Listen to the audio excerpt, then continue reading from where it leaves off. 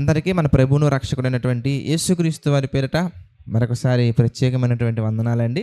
ప్రియులారా, మనం ఒక షాప్‌కు వెళ్తామండి. ఒక షాప్‌కి వెళ్ళిన తర్వాత కొన్ని సరుకులు మనం కొనుక్కుంటాం. ఒకవేళ ఆ సరుకుల విలువ గనక ₹128 అనుకుందాం. మన దగ్గర చేంజ్ లేదు. ₹200 మాత్రమే ఉంది, లేదా ₹500 మాత్రమే ఉంది. ఇప్పుడు ఈ ₹500ని మనం అతనికిచ్చి రిమైనింగ్ చేంజ్ కోసం మనం వెయిట్ చేస్తాం. లేదా అతను ముందు డబ్బులు తీసుకున్నాక మనకి సరుకులైనా ఇవ్వచ్చు. లేదా మనమే సరుకులు తీసుకున్నాక ₹500 ఇచ్చి వెయిట్ చేస్తూ ఉంటాం.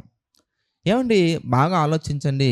ఒకవేళ అతనే గనుక మీరిచ్చిన ₹500 తీసుకొని ఒక 2 మినిట్స్ తర్వాత, 5 మినిట్స్ తర్వాత మీరు నాకు డబ్బులు ఎక్కడిచ్చారు అంటే మన పరిస్థితి ఏంటి? అలాగని అందరూ అలాగే ఉంటారా అంటే అందరూ అలా ఉండరండి. కొన్ని చోట్ల చీటింగ్స్ జరుగుతున్నామన్నాయి. కానీ మోస్ట్ కేసెస్ ఏం జరుగుతాయా అంటే మనం నమ్ముతాం. అలాగే ఒక లారీ డ్రైవర్ని వేరే కాంట్రాక్టర్స్ లేదంటే వేరే ఆ ప్రోడక్ట్ డెలివరీ చేసే వాళ్ళు నమ్ముతారు. అదేవిధంగా మనం చాలా నమ్మకంగా బస్సుకి కూర్చుంటాం. ఆ డ్రైవర్ జాగ్రత్తగా డ్రైవ్ చేస్తారా లేదా అని. ఒక ట్రైన్ ఎక్కినప్పుడు కూడా ఆ ట్రైన్ నడిపే వ్యక్తిని మనం నమ్మి కూర్చుంటాం. ఏమాత్రం ఆలోచించకుండా. నైట్ జర్నీ చేయాల్సినటువంటి వాళ్ళైతే కనుక చక్కగా నిద్రిస్తారు కూడా. ఏమంటే, మీరు ఆలోచించినట్లయితే ఈ ప్రపంచంలో ప్రతి ఒక్కరూ మరొకరు నమ్ముతారు. మనం షాప్లో కొన్ని వస్తువులు మనం కొనుక్కుంటూ ఉంటామండి. Like rice or sugar or something మనం కొనుక్కుంటాం. ఈ ప్రొడక్ట్స్ అన్నీ కూడా వాళ్ళు జాగ్రత్తగానే ప్యూరిఫికేషన్ చేసి, జాగ్రత్తగానే వాటిని చక్కగా శుభ్రం చేసి మనకి ప్యాక్ చేసి అమ్ముతున్నారా అంటే అమ్ముతారు అని మనం నమ్ముతాం. దానికి కొన్ని బ్రాండ్స్, దానికి కొన్ని రేటింగ్స్, దానికి కొన్ని రకరకాలుగా ఆ రేటింగ్స్ ఇచ్చేది కూడా మనుషులే కదా. ఇవన్నీ మనం ఆలోచించినట్లయితే ఒక మనిషి మరొక మనిషిని ఏవో కొన్ని పెట్టుకొని నమ్ముతున్నారు. ఒకవేళ మోసం చేసినా, చేయకపోయినా, దెబ్బతిన్నా, తినకపోయినా ఒక మనిషికి ఇంకొక మనిషి మరొక మనిషి పట్ల నమ్మకం ఉండాలి. నమ్మకం ఉంటేనే ప్రపంచం ముందుకెళ్తుంది. నమ్మకం లేకపోతే ప్రపంచం ముందుకు వెళ్ళలేదండి. ఒక తల్లిని ఒక కుమారుడు లేదా కుమార్తె నమ్మాలి. తన కుమారుని లేదా కుమారుని తల్లి నమ్మాలి. తండ్రి నమ్మాలి. కుటుంబంలో ప్రతి ఒక్కరు నమ్మాలి. నమ్మగలిగితేనే ఆ మనస్పర్ధలు లేకుండా ప్రేమ కలిగి మనం ముందుకు వెళ్తూ ఉంటాం.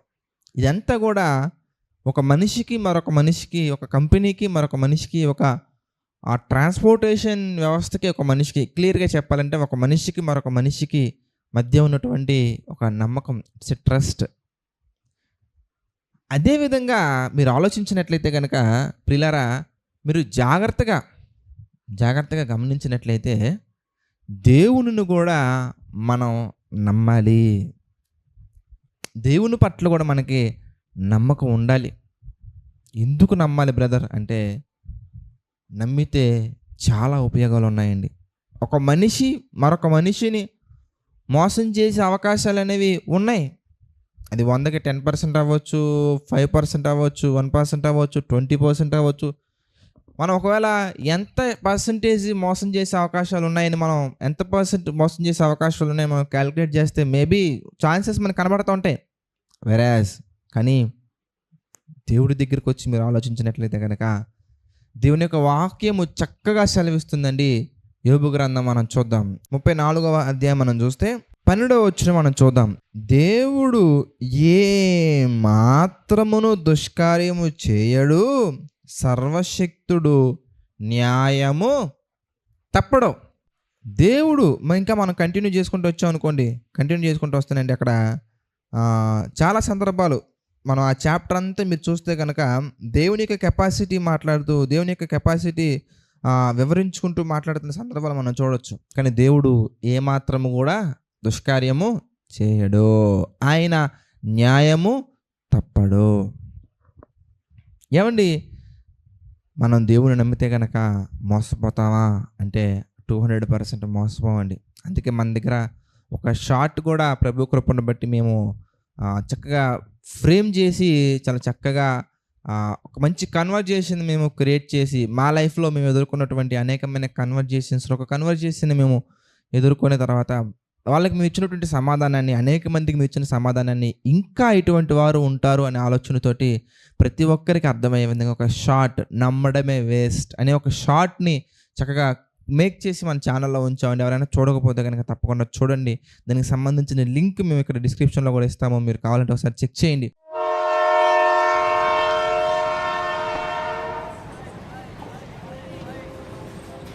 ఓకే. ప్రియా, హాయ్ అక్క. వందనాలురా. వందనాలు. ఎక్కడికి? ఖమ్మం వెళ్తున్నా, స్మాల్ ఇంటర్వ్యూ ఉంది. నువ్వెక్కడికి వెళ్తున్నావు అక్క? నాకు యూత్ మీట్ ఉందిరా, నేను కూడా ఖమ్మమే వెళ్తున్నా. ఏంట్రా అంత డల్గా ఉన్నావు? ఏం లేదా.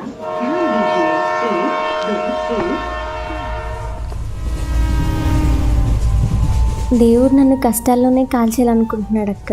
ఏమైందిరా? ఏం చెప్పనక్క, నాన్న రీసెంట్గా కరోనాలో చనిపోయారు. అమ్మకి పెరాలసిస్, చెల్లికి పెళ్లి చేయాలి. నాకేమో ఇంకా జాబ్ కూడా రాలేదు. ఏం చేయాలో అసలు అర్థం కావట్లేదు. నాకు ఇంత అన్యాయం జరుగుతుంటే ఆ దేవుడిని నమ్మడం ఇంక వేస్ట్ అనిపిస్తుంది. అక్క. ప్రమాదం జరిగితే ఏం చేయాలో తెలియక కంగారు పడే ట్రైన్ డ్రైవర్ని నమ్మి ధైర్యంగా ట్రైన్ ఎక్కాం. ఆపదల్లో అనుక్షణం తోడుంటానని వాగ్దానం చేసిన దేవుణ్ణి మాత్రం నమ్మలేకపోతున్నాం. దేవుడు నమ్మదగినవాడు.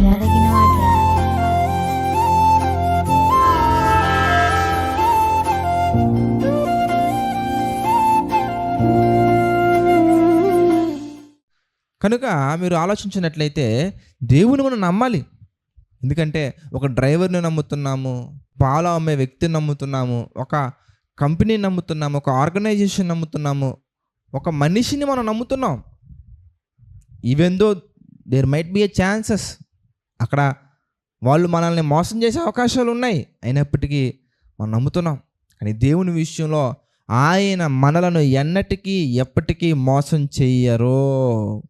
అందుకే కొన్ని మాటలు మనం చూసామనుకోండి, చూస్తే యేసు ప్రభువు వారు మాట్లాడుతూ ఒక సందర్భంలో అంటారండి. ఆయన మత్తయి సువార్తలో మనం చూద్దాం. మత్తయి సువార్త 21వ అధ్యాయం మనం చూస్తే 22వ వచనం మనం చూద్దాం. మరియు మీరు ప్రార్థన చేయనప్పుడు, మీరు ప్రార్థన చేస్తారు కదా, మీరు ప్రార్థన చేయనప్పుడు వేటిని అడుగుదురో, మీరు ప్రార్థన చేయనప్పుడు వేటిని అడుగుదురో అవి దొరికినవి అని నమ్మిన ఎడల మీరు వాటన్నిటినీ పొందుదురని వారితో చెప్పాను. అంటే మన ప్రార్థన ఎలా ఉండాలి అనడానికి చాలా సందర్భాల్లో నేను ఎక్స్ప్లెయిన్ చేసుకుంటూ వచ్చా. ఒకటి, దేవుని చిత్తమైనదై ఉండాలి, దురాశల నిమిత్తమై ఉండకూడదు, ఆసక్తితో ఉండాలి, మెలకువగా ఉండి ప్రార్థన చేయాలి. మన ప్రార్థన ఇన్ని క్యారెక్టర్స్తో ఉండాలి. అందులో మరొక ప్రాముఖ్యమైనటువంటిది ఏంటి అంటే ఆసక్తి ఉండాలి, దేవుని చిత్తమైనదై ఉండాలి, దురాశల నిమిత్తం అడగకూడదై ఉండాలి. అనగా మన దురాశల నిమిత్తం అడగకూడదండి, దేవుని యొక్క చిత్త ప్రకారం మనం అడగగలగాలి. ప్రియులారా, మరొకటి మనం చూస్తే ఇక్కడ మనకు కనబడుతుంది ఏంటంటే నమ్మకం ఉండాలి. ప్రభు ఇది చేస్తారని మీరు నమ్మాలి. కొంతమంది ప్రార్థనలు ఎలా ఉంటాయి ఏంటండి, అయ్యగారు మా ఆయన నిమిత్తం ప్రార్థన చేయండి, ఆయనలో మార్పు రావాలని ప్రార్థన చేయండి అంటారండి. ప్రార్థన చేయించుకుంటారండి. ప్రార్థన చేయించుకున్నాక ఆయన కొరకు ఎన్ని ప్రార్థన చేస్తున్నానండి, ఎంత ప్రార్థన చేస్తున్నానండి, ఏం ప్రార్థన చేసినా ఏం ఉపయోగం అండి, వాడు మారితేనే కదా అని కొన్ని తిట్లు తిట్టి వెళ్ళిపోతారండి. ఏమండి, మరి ఇంకెందుకు ప్రార్థన చేయమన్నారు? మీరెందుకు ప్రార్థన చేస్తున్నారు? ఎందుకు ప్రార్థన చేయించుకుంటున్నారు? మీలో నమ్మకం లేనప్పుడు, మీలో దేవుడిది చేస్తారనే నమ్మకం మీలో లేనప్పుడు, ఆ బలమైనటువంటి నమ్మకం మీలో లేనప్పుడు ఎంత ప్రార్థించినా కూడా దానివలన ఉపయోగం ఏమీ లేదండి. కొంతమంది పాపాన్ని జయించలేకపోతూ ఉంటారు. యేసు ప్రభువు వారు ఒక మాటలో మనం చూడవచ్చు, మత్తయి సువార్తలోనే, మీరు శోధనలో పడిపోకున్నట్లు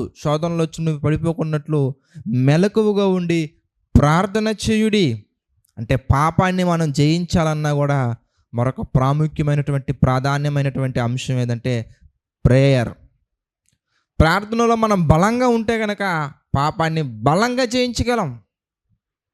మన పాపాన్ని జయించే బలం కూడా మనకు పెరుగుతుంది. కొంతమంది, బ్రదర్ నేను ఎంత ప్రార్థన చేసినా కానీ నేను పడిపోతున్నాను బ్రదర్ అంటే, అయితే మీ ప్రార్థనలో ఒకటి ఆసక్తి అయినా లేకుండా ఉండాలి, లేదంటే కనుక విసుగు చెందుతూ మీరు ప్రార్థన చేసేవారైనా ఉండాలి. ఎందుకు? మన ప్రార్థన ఎలా ఉండాలి, ఎలా ఉండకూడదు అనే చెక్ లిస్ట్ మనం చూసామనుకోండి, విసుగక నిత్యము ప్రార్థన చేయాలి, ఆసక్తితో ప్రార్థన చేయాలి, మెలకువగా ఉండి ప్రార్థన చేయాలి, దేవుని చిత్తమైనవి మనం ప్రార్థన చేయాలి, దురాశలతో ప్రార్థన చేయకూడదు. ఒక చెక్ లిస్ట్ ఉంది. అందులో మరొకటి నమ్మకం ఉండాలి. తండ్రి నేను ఈ పని చేద్దాం అనుకుంటున్నానయ్యా, నాకు ఇది శక్తి చాలట్లేదు, నాకు జ్ఞానము లేదు, నాకు బలము చాలట్లేదు, నాకు దయచేసి బలాన్ని అందించు ప్రభువా అని దేవుణ్ణి చూడాలి. మనం చేయవలసిన పనిని చూడాలి, మనం వెళ్ళవలసిన మార్గాన్ని చూడాలి. కానీ మరొకటి ఏదైనా మనం చూసామంటే కనుక తప్పకుండా మనం ఓడిపోతాము, తప్పకుండా మనం దిగులు చెందుతాము, భీతి చెందుతాము. అందుకే మీరు చూస్తే బైబిల్లో ఏ ఒక్కరిని మనం చూసినా కానీ, మోషే గారిని మనం చూసినా కానీ, ఎదురుగా 6 లక్షల మందికి పైగా వీరులు, అనేకులు అన్యజనుల సమూహము, గొడ్లు, ఎడ్లు, పశు సంపద, ఇంకా చిన్నపిల్లలు, వీళ్ళందరినీ ఈజిప్ట్ కంట్రీ నుంచి పాలు తేనెలు ప్రవహించి దేశానికి తీసుకెళ్ళాలంటే 40 సంవత్సరాల ప్రయాణము, అరణ్య ప్రయాణము, ఎన్నో ఒడిదుడుకులు, చుట్టుపక్కల ఎంతోమంది విసుగులు, సనుగులు, ఇబ్బంది, టార్చర్. మోషే గారు దేనిని చూడలేదండి. ప్రభువా నెక్స్ట్ ఏం చేయమంటారు చెప్పండి, తర్వాత నా ప్రయాణం ఇటు, నేను ఎలాంటి నిర్ణయాలు తీసుకోవాలి, తండ్రి ఎర్ర సముద్రం ఎదురొచ్చిందయ్యా, నన్ను ఏం చేయమంటూ చెప్పు అని ప్రార్థన చేస్తున్నారు తప్ప, ఎర్ర సముద్రం వచ్చింది మన వల్ల కాదులే పదండి వెళ్ళిపోదాం అనలేదండి. పదండి వెళ్ళిపోదామని వెనకాల ఉన్నటువంటి వారు ఎంతో సనిగినా, నీకు ఇంకా వేరే మార్గం దొరకలేదా, వేరే ప్లేస్ దొరకలేదా, ఈజిప్ట్లో మమ్మల్ని చంపకుండా, ఈజిప్ట్లో మేము చచ్చిపోతే సమాధులు లేవని, ఇదిగో ఈ సముద్ర మార్గంలోకి, ఈ అరణ్య మార్గంలోకి మమ్మల్ని తీసుకొని వచ్చావా అని ఎంతోమంది ఇబ్బంది పెట్టినా కానీ, గాయపరిచే విధంగా మాట్లాడినా కానీ, ప్రియులారా మీరు చూస్తేనండి, ఆయన దేనిని చూశారయ్యా అంటే దేవుడు పెట్టిన మార్గాన్ని చూశారు. దేనిని చూశారయ్యా అంటే దేవుణ్ణి చూశారు, నమ్మిక ఉంచారు. నాకు దేవుడు ఇప్పుడు సమాధానాన్ని ఇస్తారు అని నమ్మారు. మోషే గారు నమ్మారండి, దేవుడు సమాధానం ఇస్తారు అని మోషే గారు నమ్మారు. మరి మనం ఎందుకు నమ్మలేకపోతున్నాం? మన గురించి కూడా దేవుడు మాట్లాడుతున్న మాట, మరొక మాట మీరు చూస్తేనండి, ఇదిగో మీరు ప్రార్థించినప్పుడు ఇవి జరుగుతాయని మీరు నమ్మండి, నమ్మి ప్రార్థించండి, అవి మీకు తప్పకుండా దొరుకును. అడిగిన ప్రతి ఒక్కటి మనం పొందుకుంటాం. మన ప్రార్థన ఎలా ఉండాలో ఒక చెక్ లిస్ట్ చెప్పారు కదా, అందులో ఉన్న దాని ప్రకారంగా మనం ఆలోచించి, అందులో ఉన్న దాని ప్రకారంగా వాక్యానుసారంగా క్రాస్ చెక్ చేసి మనం నమ్మి కనుక ప్రార్థించినట్లయితే, మరొక మాట మీరు చూస్తానండి, చాలామంది నేను దీన్ని జయించలేకపోతున్నాను, దాన్ని జయించలేకపోతున్నాను, ఇందులో బలహీనంగా ఉన్నాను, అందులో బలహీనంగా ఉన్నాను, నాకు ఈ బలహీనత ఉంది, ఆ బలహీనత ఉంది అంటూ ఉంటారండి. అయితే ప్రియులారా ఒక మాట మనం చూద్దాం. తిమోతికి రాసినటువంటి 2వ పత్రిక మనం చూస్తేనండి, 1వ అధ్యాయం మనం చూస్తే 7వ వచనం మనం చూద్దాం. దేవుడు మనకు శక్తియు ప్రేమయు ఇంద్రియ నిగ్రహములు గల ఆత్మను ఇచ్చెను గాని పిరికితనము గల ఆత్మను ఇయ్యలేదు. మనం జయించటానికి, పాపాన్ని జయించటానికి శక్తినిచ్చారు, ప్రేమనిచ్చారు, ఇంద్రియ నిగ్రహము గల ఆత్మనిచ్చారు. మరి మనం ఏం చేస్తున్నామయ్యా అంటే, ఎందుకో నేను జయించలేకపోతున్నాను బ్రదర్, నేను ఎందుకో ఆ పాపాన్ని జయించలేకపోతున్నాను బ్రదర్, నేను ఎందుకో పడిపోతున్నాను బ్రదర్, నేను ఎందుకో అని అంటూ ఉంటామండి. ఒక రకమైనటువంటి టోన్ వస్తుంది అక్కడ, ఎందుకో అని. అప్పుడు మనం అనాల్సింది ఏంటంటే, నేను ఎందుకో పాపాన్ని జయించలేకపోతున్నాను కదా, ఎందుకంటే పాపాన్ని జయించగల ఆత్మని దేవుడు మనకి ఇచ్చారు, ఇంద్రియ నిగ్రహములు గల ఆత్మనిచ్చారు. ఆయన పాపాన్ని చూసి పారిపోయే పిరికితనము గల ఆత్మనివ్వలేదు, సమస్యను చూసి పారిపోయే పిరికితనము గల ఆత్మనివ్వలేదు, పోరాటంలో ఓడిపోయి వెనక్కి వచ్చే పిరికితనము గల ఆత్మ మనకి ఇవ్వలేదు, ఇంద్రియ నిగ్రహములు గల ఆత్మనే ఇచ్చారు. ఏమండి, మన దగ్గర ఎంత పవర్ఫుల్ వెపన్ ఉన్నా కానీ ఎదురుగా శత్రువు వచ్చినప్పుడు అది ఎలా యూజ్ చేయాలో తెలియకపోతే ఏం ఉపయోగం అండి? రెండంచుల